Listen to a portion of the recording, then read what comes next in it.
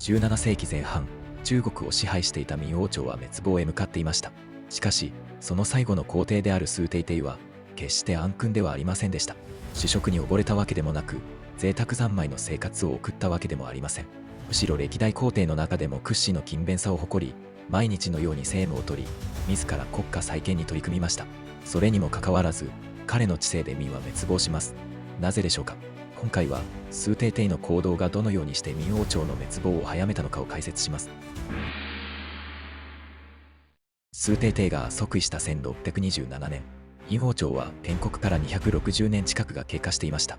長い年月の中で国家機構は肥大化し、官僚制度は深刻な腐敗に陥っていました。地方官は賄賂を受け取り、税金を着服し、朝廷に虚偽の報告を行う。中央では闘争が激化し、官僚たちは国家の利益より派閥の利益を優先していました。北2番歴帝以降は皇帝が長期間政務を放棄したため、政治は完全に停滞します。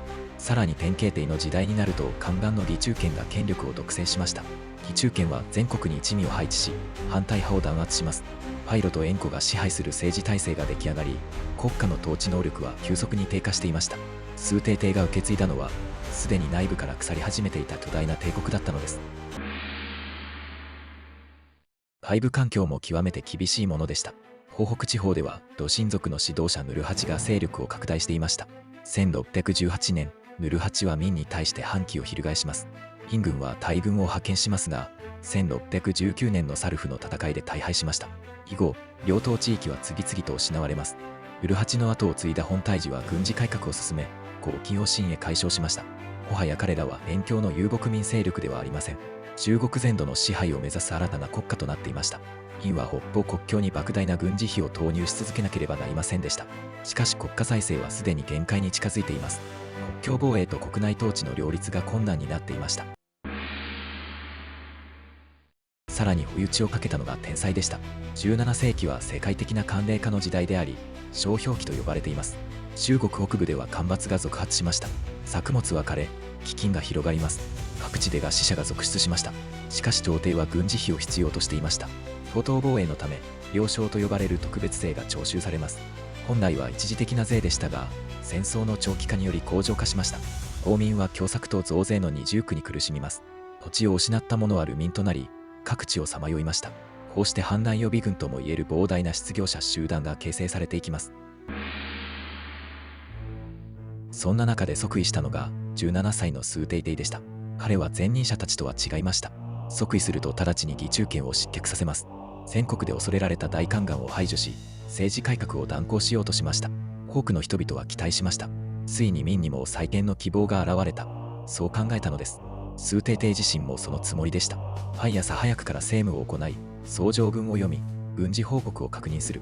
仕事量だけなら歴代皇帝屈指だったと言われます。彼は本気で国家を救おうとしていました。しかし問題は、その性格にありました。崇禎帝は極めて猜疑心の強い人物でした。誰も信用できない。臣下が成果を上げれば上げるほど疑う。少しでも失敗すれば激しく叱責する。この傾向は即位後から一貫していました。彼は官僚たちの腐敗を知っていました。だからこそ厳しく監督しようとしたのです。しかし度が過ぎました。大臣たちは失敗を恐れて責任を回避するようになります。積極的な提案をしなくなります。皇帝の怒りを買わないことが最優先となりました。結果として組織全体が萎縮していきます。国家の危機に必要だったのは有能な人材への信頼でした。しかし崇禎帝にはそれができませんでした。その代表例が円数館です。円数館は明末最高クラスの名将でした。古八軍を撃退し、両党防衛の要となっていました。本泰寺にとって最大の障害ともいえる存在です。ところが1629年、清軍が長城を突破して北京近郊へ侵攻します。円数館は急行して北京を救いました。本来なら大功績でした。しかし崇禎帝は疑います。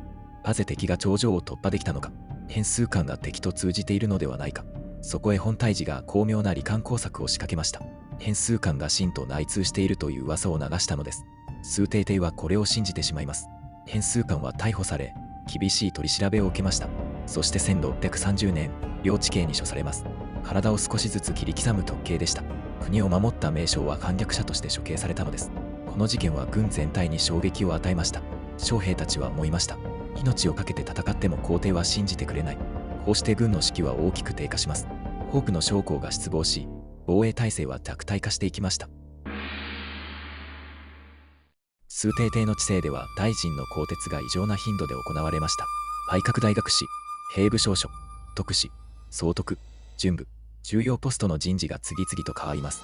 ある者は罷免され、ある者は投獄され、ある者は処刑されました。崇禎17年間で処刑された高官は数十人に及びます。彼ら全員が無能だったわけではありません。しかし崇禎帝は結果を急ぎました。期待した成果が出なければ即座に処罰します。官僚たちは責任を恐れ、決断を避けるようになります。結果として行政能力はさらに低下しました。崇禎帝は腐敗を根絶しようとしました。しかし恐怖政治は組織を機能不全に陥らせたのです。さらに有名なのが駅伝制度の縮小です。当時の駅伝とは伝令や公文書輸送を担う国家インフラでした。全国には多くの駅卒や駅府が配置されています。しかし財政難に苦しむ朝廷は経費削減を進めました。崇禎帝は駅伝制度を大幅に整理します。数万人規模の職員が職を失いました。その中の一人が陝西省出身の理事生です。理事生は秋卒として働いていました。ところが失業し、生計を失います。さらに飢饉が襲いました。彼はやがて反乱軍に加わります。もちろん民の滅亡が駅伝制度廃止だけで起きたわけではありません。しかし国家が困窮する民衆を救済できなかったことは確かでした。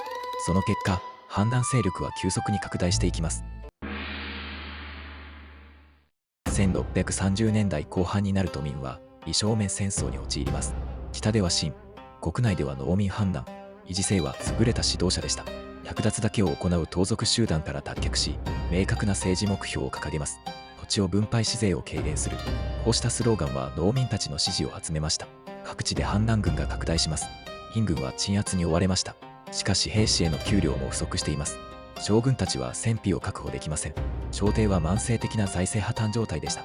一方で清は確実に勢力を拡大していました。崇禎帝は必死に対応します。しかし彼はすでに有能な人材の多くを失っていました。自ら疑い、自ら処罰し、自ら組織を弱体化させていたのです。1644年、理事政軍はついに北京へ迫ります。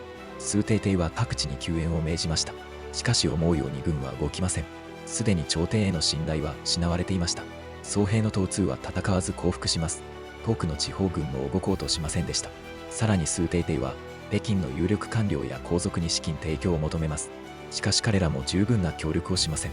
長年にわたる不信と恐怖政治の結果でした。国家最大の危機に際しても人々は皇帝のために命を懸けようとしなかったのです。理事政軍が北京へ突入します。崇禎帝は紫禁城を脱出しました。側近たちもほとんど姿を消しています。皇帝は京山へ向かいました。そして一本の臙の木に縄をかけます。こうして明王朝最後の皇帝は首を吊って自害しました。享年34歳でした。崇禎帝は暴君でも怠惰な皇帝でもありませんでした。むしろ国家再建に人生を捧げた勤勉な君主でした。しかし彼には決定的な欠点がありました。人を信じることができなかったのです。編数感を失い、有能な大臣を処刑し、官僚組織を萎縮させ、軍の士気を破壊した。そして国家最大の危機を迎えた時、彼の周囲には誰も残っていませんでした。殷王朝を滅ぼしたのは天才だけではありません。藩州族、理事制、官僚の腐敗だけでもありません。それらの危機に直面した時、国家を支えるべき人材を次々と失っていった崇禎帝自身の統治もまた、民の滅亡を加速させた大きな要因だったのです。